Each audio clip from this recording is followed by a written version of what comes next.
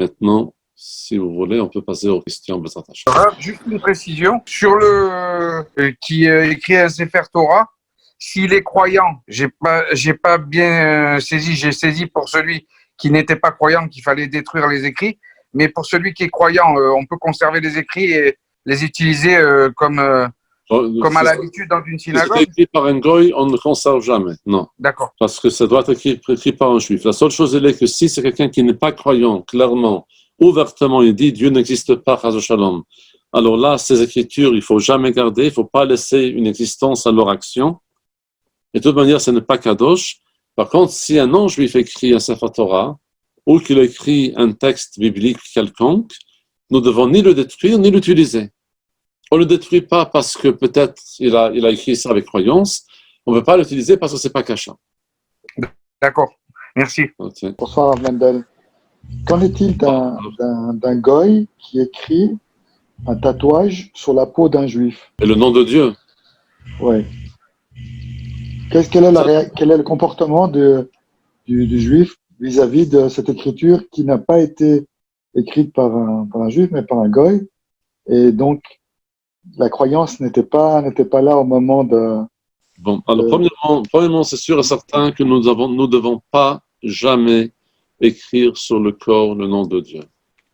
Parce que le nom de Dieu ne peut pas se promener partout, la personne il va se doucher, la personne va quand même aller aux toilettes, la personne des fois n'est pas habillée, la personne ne fait pas toujours un bon comportement. De toute manière, le nom de Dieu n'a rien à faire. Le nom de Dieu doit être sur un sidour, sur une mezouza, sur des téphilines, sur un Sefer Torah. Mais le nom de Dieu n'a rien à faire sur le corps d'un être humain. Ça, c'est premièrement. Malgré tout, le problème, la question va se poser à une personne qui n'était pas pratiquante, ou une personne qui ignorait, et que quelqu'un l'a écrit le nom de Dieu. Alors, de toute manière, pour dire les choses claires, quelqu'un qui fait un tatouage qui soit fait par un juif ou par un non-juif, n'a pas de kedusha. Pourquoi? Parce que un juif qui écrit un tatouage, avec quel sens il a écrit ça? La kedusha d'un nom de Dieu, c'est quand on l'écrit selon les lois de la Torah. Si on l'écrit n'importe comment, ça n'a pas de sens. Par contre, il y a deux points dans cette halakha. La kedusha n'est pas là. Mais en même temps, par le fait que le nom de Dieu quand même est écrit, il faut le respecter. Alors quand il y a un goy qui écrit le nom de Dieu, on va prendre l'objet, on va l'enterrer, on va le conserver. Ni on le détruit, ni on l'utilise. Mais si une personne a un tatouage du nom de Dieu, qu'est-ce qu'il va faire avec? Alors ça devient vraiment un très grand problème. Parce que quelque part ici, le problème il est, on peut pas l'effacer parce que c'est le nom de Dieu. Et en même temps, c'est un manque de kedusha. Alors, il y a beaucoup de questions qui étaient discutées dans les dernières années par des rabbins décideurs, déjà dans les dernières 40 années par rapport à ça, quand le tatouage est devenu quelque chose un peu de n'importe quoi. Et puis, il y a deux choses qui étaient vues par rapport à ça. À partir du moment que le laser est sorti, et qu'avec des rayons de laser, on peut effacer, beaucoup de rabbins pensent qu'il faut laisser à un non-juif effacer avec des rayons laser le tatouage.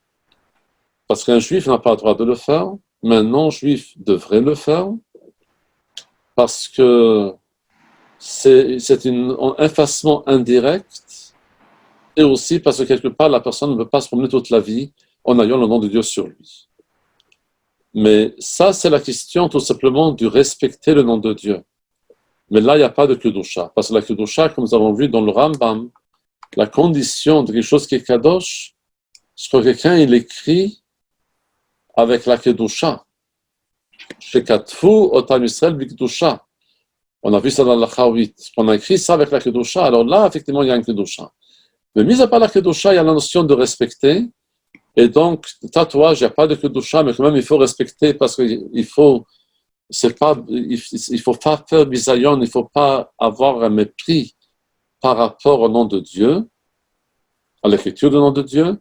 Et pour cela, à partir du moment qu'on ne peut pas prendre une personne et le cacher dans la terre, parce que la personne est vivante, donc il faut trouver des moyens techniques de l'effacer à travers des rayons laser à travers un goy, ou sinon la personne devra peut-être tenir toujours un habit caché sur cette partie pour que le nom de Dieu soit respecté, en tout cas dans le sens correct. C'est beaucoup. Alors la question, on pose maintenant une question par écrit. Can we use a chumash printed by non-Jews? Est-ce qu'on peut utiliser un chumash qui est imprimé par un non-juif? Alors là, c'est une autre question. Parce que, halakhiquement parlant, quand il s'agit par rapport à l'imprimerie, un papier imprimé, on va dire un sidour imprimé, un chumash imprimé, n'a pas de kedusha tant qu'il n'était pas utilisé par un juif. Ça, c'est la raison pourquoi dans l'imprimerie, quand il y a toujours des feuilles qui sont imprimées, que l'imprimeur il essaye, alors quand il y a un juif qui imprime un chumash, il fait attention à chaque feuille. Et c'est encore une discussion à l'Afrique si vraiment on a besoin. Mais en tout cas, quand un gars il essaye, il fait un offset, il fait une photocopie, il y a toujours des échantillons qui ne sont pas utilisés. Alors, la halakha nous dit en tout cas qu'il n'y a pas de kedusha tant que les papiers n'étaient pas utilisés. Pourquoi? Parce que quand on écrit avec la main, c'est comme des matzot qui sont faits par la matzot à la main pour Pessah. Alors on fait le shem matzat mitzvah et la matzah tout de suite la kedusha. Mais quand il y a quelque chose qui est uniquement imprimé, il n'y a pas de kedusha tant que ça n'a pas été utilisé. Par contre, l'idée de ne pas faire bisayon, de ne pas manquer de respect vers ces feuilles-là, ça existe. Donc, si un chumash a été imprimé par un non-juif, nous devons respecter ce chumash et ne pas le laisser traîner n'importe où parce que le nom de Dieu est imprimé à l'intérieur.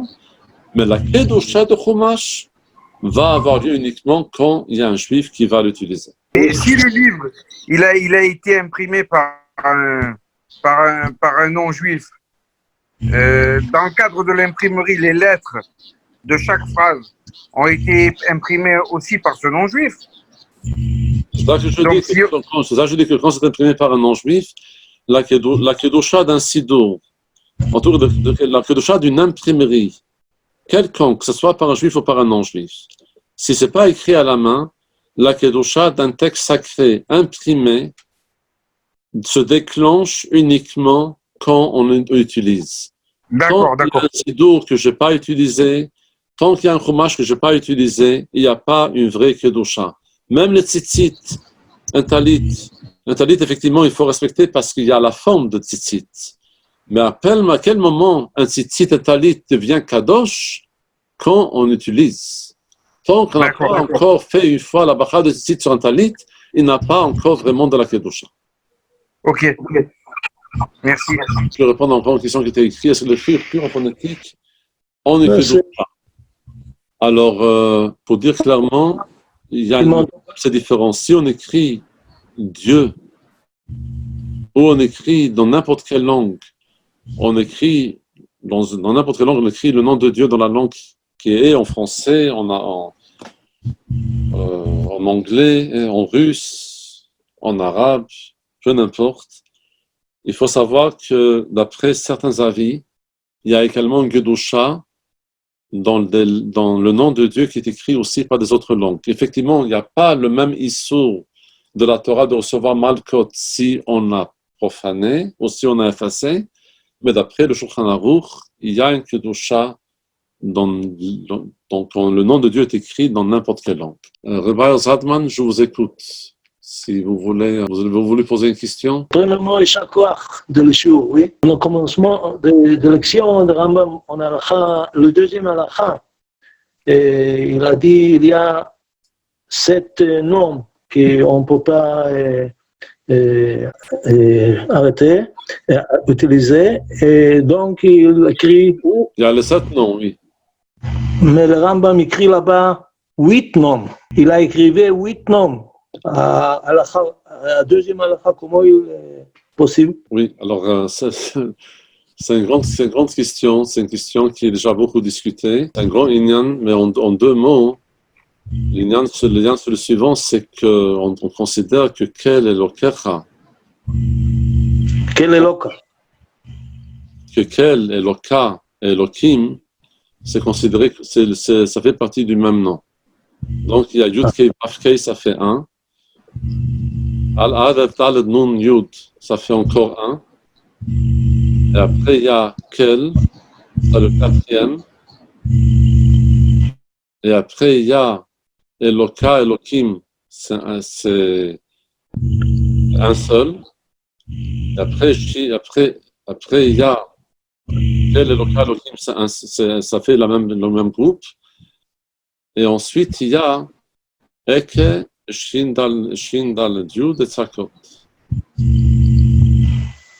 Alors donc, c'est pour ça que le compte il est basé sur 7, parce qu'on considère que Kel et Elokim font partie du même groupe. Oui, j'ai compris, merci beaucoup. Dans la synagogue, quand on a un Sefer Torah qu'on ne peut plus utiliser, quelle est la procédure pour ne pas, on peut pas le déchirer, qu'est-ce qu'on doit faire quand on a un Sefer Torah qu'on ne peut plus utiliser parce qu'il y a une lettre qui a été effacée ou qu'il est trop âgé? Alors, si on ne peut plus réparer, alors dans ce cas-là, c'est écrit qu'il faut le cacher dans un kli cheres, dans un récipient en argile qui conserve le plus longtemps possible, pour arrêter la dégradation. Et en général, si la synagogue elle est bien aérée, on le garde dans la synagogue. Sinon, on l'enterre. Mais en tout cas, on essaye de mettre ça dans un récipient pour que la dégradation soit limitée au maximum. Merci. On pose là encore une question. Il y a écrit qu'on a vu un Sefer Torah qui est écrit par un bras robotisé, guidé par l'ordinateur. Est-ce que c'est kasher ou pas soul? Évidemment, c'est pas soul parce qu'un Sefer Torah doit être écrit par une personne qui pense, qui croit, qui ressent, et pas par une machine. Juste pour préciser quand même, parce que, alors, il y a Kel, Eloka, Elokim. Alors, Kel, c'est Chesed, c'est la miséricorde. Elokim, c'est Gvura. Elokim, ça représente la Gvura. Et alors, il y a effectivement différentes expressions, mais Eloka et Elokim font donc partie du même groupe, comme on a dit avant. Rabbi Yehuda Berger, chez moi, vous écoute. Oui, vous m'entendez? Oui. D'accord, oui, merci. Par rapport à ce qu'on a dit tout à l'heure pour l'inscription, disons, des noms Hachem ou autre chose sur le corps, mais je crois que les tatouages en général, même des dessins autres, les tatouages, je crois, sont interdits pour nos juifs, non? C'est-à-dire qu'ils ne sont pas, qui sont dits indélébiles. De toutes sortes, des tatouages de toutes sortes, même des dessins ou autres qui ne sont pas de nom de Dieu. Je crois que les tatouages sont interdits parce que c'est... Tatouage, c'est totalement interdit par la Torah, ça c'est sûr. Oui, justement. Le problème, il est que s'il y a un tatouage qui est fait, on ne peut pas toujours l'enlever, c'est pas toujours simple. Par contre, s'il y a un tatouage de nom de Dieu qui est là, c'est sûr certain qu'il faut l'enlever à 100%. Ouais. Je voulais juste quand même compléter encore un point pour Rabbi Zaidman qui a posé la question. Il y a encore une autre avis qui tient qu'Havaï et Adoshem également font partie du même groupe. Donc il y a différents avis comment on comptabilise les noms. Mais en tout cas, il y a des noms qui font partie de la même famille. Vous avez parlé d'Internet, les vidéos et les textes sur Internet. Est-ce que c'est considéré comme effacé si on supprime dans un email ou une vidéo comme ça? Alors, le problème, il est comme ça, c'est que il y a deux avis. Il y a un avis qui dit que ce n'est pas vraiment un problème d'effacer parce que ce n'est pas une vraie écriture, c'est une écriture virtuelle. Mais quand même, le décideur à l'Afrique de notre génération dans laquelle cette question a commencé à se poser, ils considèrent quand même qu'il y a deux manières comment regarder la chose. Quand je parle des années 70, dans laquelle il y avait les shidurim du Rabbi. Alors il y avait à l'époque les grosses bobines avec le plastique, les bandes marron magnétiques, sur laquelle on pouvait enregistrer. Donc c'était une bande magnétique sur laquelle on pouvait enregistrer un Farbrengen, un chiot de Torah, etc. Et là la question se posait, est-ce que on a le droit d'effacer? Et là, les rabbinim, ils ont dit une chose. Effacer, non. Mais par le fait que c'était très compliqué à l'époque d'avoir tous ces bandes magnétiques, ils ont dit, tu ne peux pas effacer, mais si tu veux utiliser la même bande pour un nouveau shiur, pour de nouveaux livrets Torah, alors tu peux. Parce que effacer pour détruire, on n'a pas le droit. Mais si tu effaces pour réécrire, ça, on a le droit. Donc, quand il s'agit aujourd'hui sur l'Internet, sur un email ou quelque chose comme ça, si quelqu'un reçoit sur son écran le nom de Dieu écrit, il ne doit pas l'effacer. Un nom de Dieu, jamais. S'il reçoit un Dvar Torah sur son ordinateur et qu'il y a un problème de place, parce qu'à un certain moment, il y a trop de gigas, il n'y a plus de place sur le disque dur, alors effacer un Dvar Torah pour mettre là-bas n'importe quoi, alors ce n'est pas une très bonne idée. Mais effacer un Dvar Torah, d'avoir la place pour écrire un nouveau Dvar Torah, ça, on a le droit. Ça, ce n'est pas un problème. Que de bonnes nouvelles et beaucoup de b'sorot tovot à tout le monde.